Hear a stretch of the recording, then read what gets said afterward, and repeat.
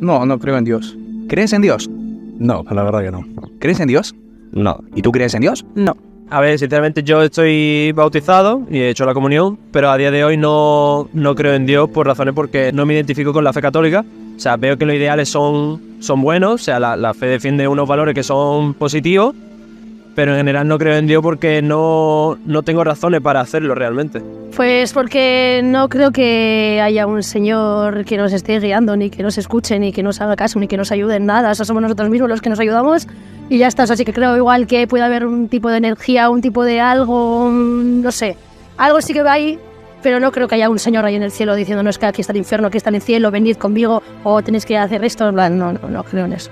Pues la razón es porque he sido, como te digo, he creado una, como por decirlo así, mi religión, que es creer en mí, ¿sabes? Y yo creo que Dios, pues si hay un Dios, está dentro de mí, soy yo mismo. Bueno, mis padres eran